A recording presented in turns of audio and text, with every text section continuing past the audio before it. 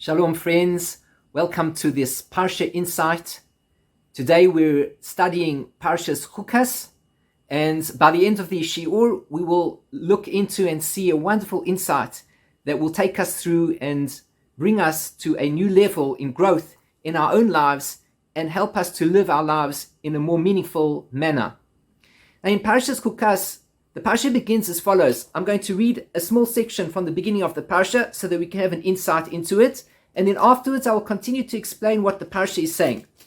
The Parsha begins and says, Vaydaber Adonai el Moshe ve'el Aharon lemor, that Hashem spoke to Moshe and to Aaron, saying the following, Zois Chukas HaTorah, this is the law, this is the Chok of the Torah, Asher tzivah Hashem lemor, that Hashem has commanded, saying, Daber el bnei Yisrael, speak to the children of Israel, V'yikhu elecha fara Adumah, and that you should take for themselves a red cow, tzimima, it should be perfectly red, asher ein ba mum, and it should have no defect in it whatsoever. Implication, there should be nothing wrong with the cow, and there shouldn't be even two hairs that are not of the color red. Asher lo ala aleha all, and this cow should be such that it has never had a yoke put onto it. The Parsha continues, Unesatem osa Elazar Kohen, and you shall give it to Elazar HaKohen, v'otzi osel michutz machane, and he shall take it to the outside of the camp, v'shachat oso lefanav, and he shall slaughter it in front of him. V'lakach Elazar HaKohen midama be'etzba'o, and then Elazar the Kohen should take of its blood with his finger, v'hiza el nokach pnei Ohel Moed, and then he should sprinkle it in front of the tent of communion, midama, from its blood, sheva pa'amim. So far what we have is that this perfectly red cow is to be slaughtered, and then the blood is to be sprinkled onto the communion tent, the Ohel Moed, and then the Parsha continues and says, V'saraf es hapara le'einav, es ora ve'es besara ve'es dama al prisha yisrof. It says that the cow should then be burnt, and together with its skin and with its flesh, everything is burnt up of this cow. Now, the Kohen will take at this point in time a piece of cedar wood, some hyssop, and some crimson wool, and he's going to throw it into the burning cow. And all of this is going to make some sort of a mixture. At this point in time, the Torah tells us that the Kohen, after preparing all of this, will have to immerse himself in a Mikvah. He will have to wait until the evening, and then he will become purified. Not only that, the person responsible for burning the cow will have to do the same thing. He has to immerse his garments, he has to immerse himself into a mikvah, he has to wait until the evening, and then afterwards, he is then pure once again. An amazing thing comes out of the story. This particular mixture that we're speaking about, as we're going to see in a few moments, is the very mixture that is used to purify a person who was impure. The din is as follows, that the law is that a person who has become ritually impure, which means to say that he was in contact with a dead body, as in today's times, for example, a person goes to the cemetery or a person is around a dead person, in other words, he's in the presence of a person who dies at that point in time, or even through the laws of ritual impurity by contracting impurity through another person by touching them because they were in contact with a dead person, a person becomes ritually impure because of being in contact with a dead person. Now, in today's times, we consider that everybody is ritually impure, and the reason is because we don't have the ashes of this red cow that we're speaking about, the Parah Adumah. Now, what would happen is that the person who was ritually impure would now have to have the ashes of the cow sprinkled upon him with some water through a mixture. It was sprinkled upon him, and as soon as he became impure, he would go through a process. And the process would be as follows. This particular person is going to become impure for a period of 7 days. He will have to have the ashes of this cow sprinkled upon him on the 3rd and the 7th day, after which he will become pure again. And here concludes the story. The story is as follows.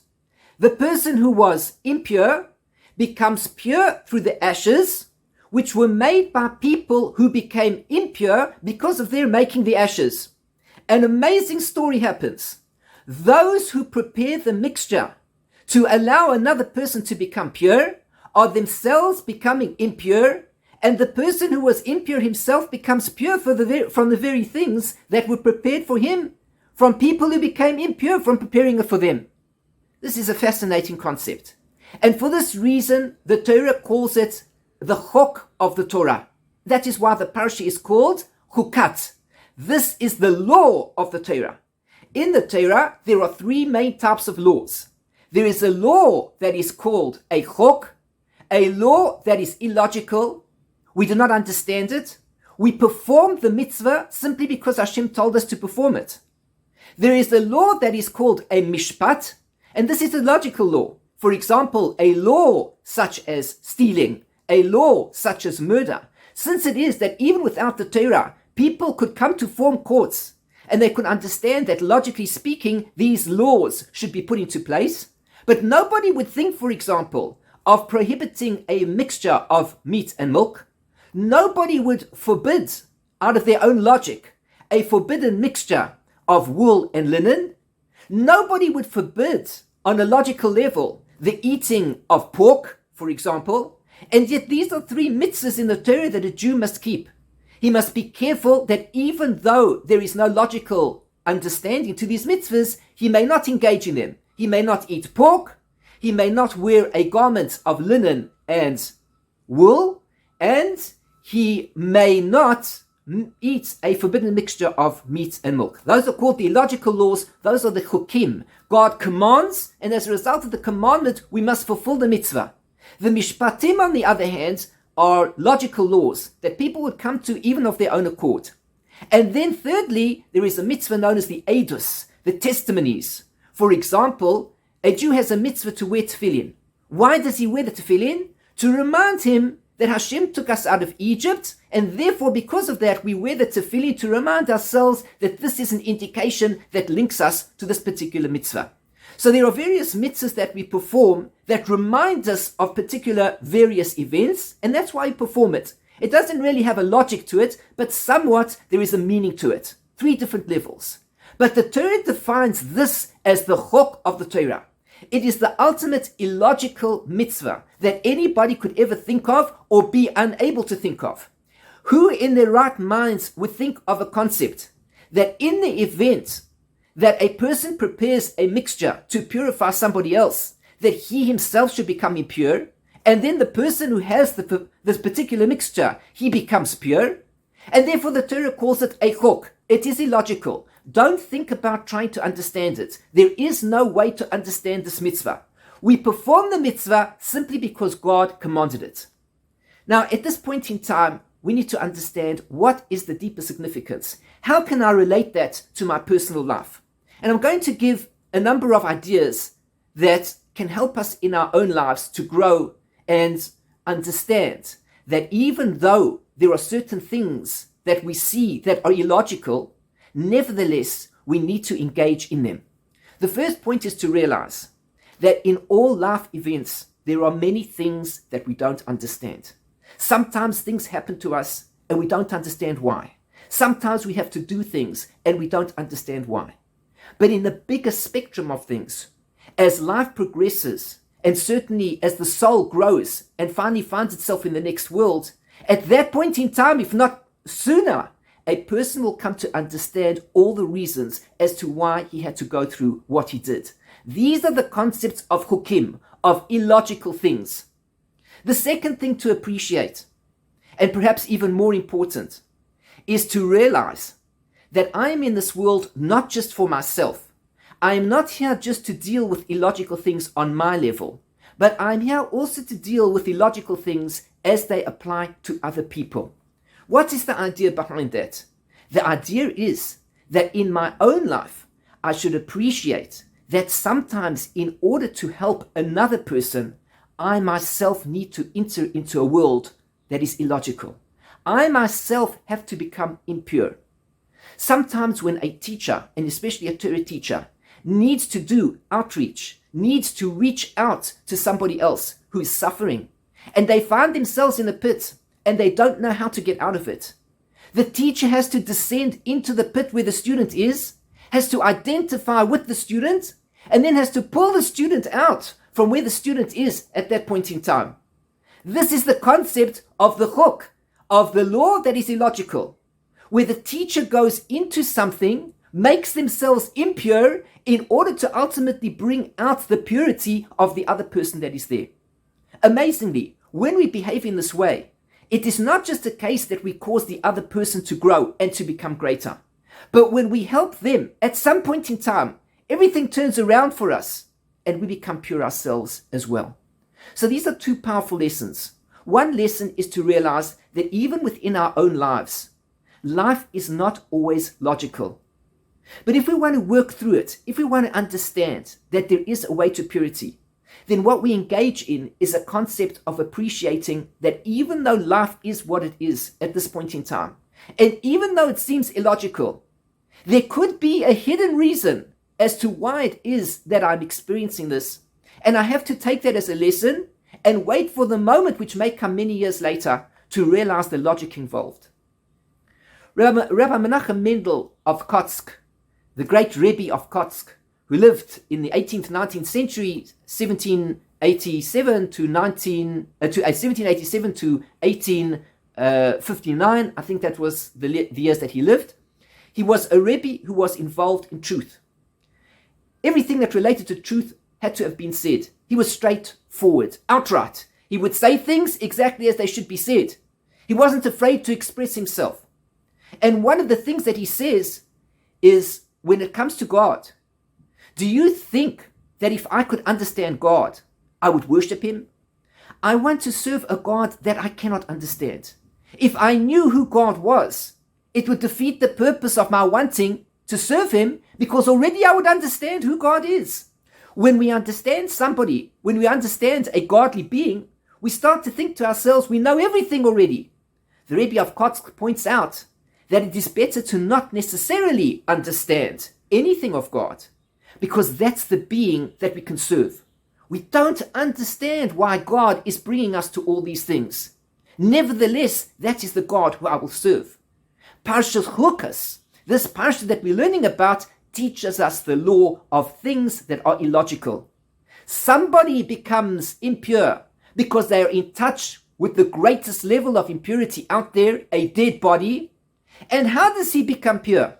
Because another person takes the opportunity, puts in the effort to become pure in order to create an antidote so that this person should be healed, in order to create a medication to help the other person be healed. As a result of engaging in that process, as a result of dropping lower, a yerida letzorech aliyah, it's a drop, a descent for the sake of ascending. When we go through this, we're able to pull the other person out. Perhaps we pull ourselves out as well. And that was the first point. When we ourselves are going through that difficulty, we turn to Parshat Chukas. We see something that's illogical, and we say, even though I don't understand it, I will still go ahead and perform the mitzvahs as they should be performed, whether I understand, whether I don't. And I know that by engaging in this manner, I myself will ultimately purify myself. And more than that, because of the effort that I put in, I will come to purify somebody else. Torah is a relationship concept. We engage in various relationships. We have a relationship with God, we have a relationship with ourselves, and we have a relationship with other people. When it comes to God, we engage in this concept of, even though I don't understand God, I will still serve him no matter what the mitzvah is. When it comes to myself, I say to myself that even though I don't understand why I myself must go through certain things, within that illogic, I understand that there is something that is understandable. It will reveal itself much later. And when it comes to other people, I say to myself that even though I don't necessarily understand why the process takes place, or why I even need to help them, I go ahead and I help in any case.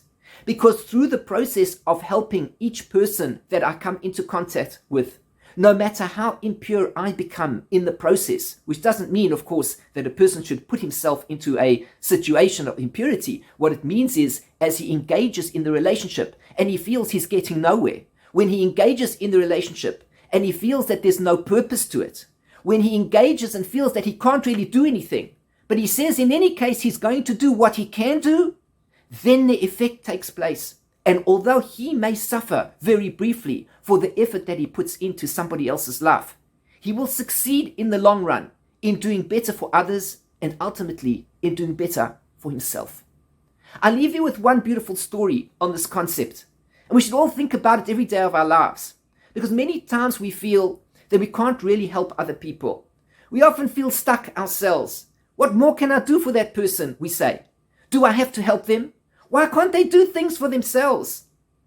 There's a very beautiful book written by the Chofetz Chaim called Ahavas Chesed. Rabbi Yisrael Meir Kagan of Radin wrote a very beautiful book called Loving Kindness. And this, of course, is the website that I have, www.lovingkindness.co.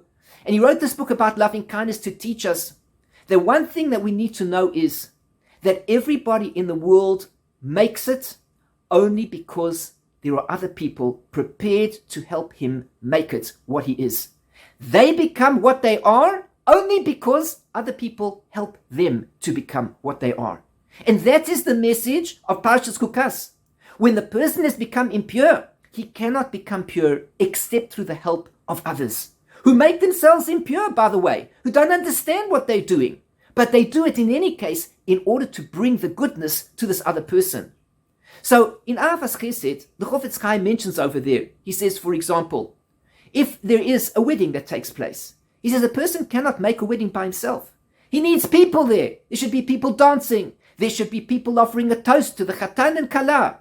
There should be people giving gifts. There should be a band. There should be food. There needs to be catering. There needs to be all sorts of people to help in the wedding situation. A wedding cannot take place unless there are other people who are making it to take place. What about when it comes to a death, God forbid, and a person is in mourning? So too then also a person sits shiva.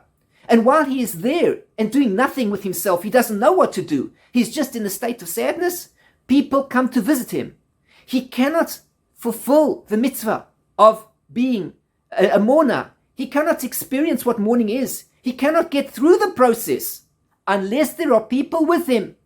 When a person is born, he needs the assistance of other people. When he dies, he gets older and he can't take care of himself. He needs the assistance of other people.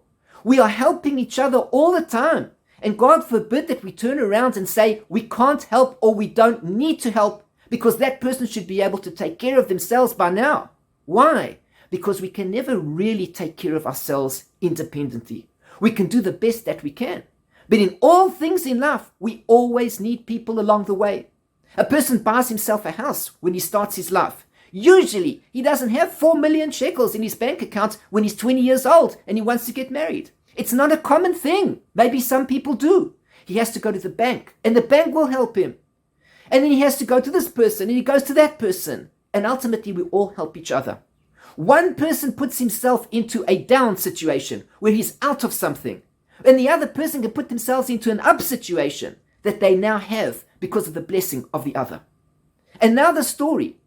The story is told about an elderly man. He was walking along the beach one day and he saw a young little boy, and this boy looked like he was bending down all the time and he seemed to be throwing things into the sea. Every now and again he'd bend down, was throwing things into the sea.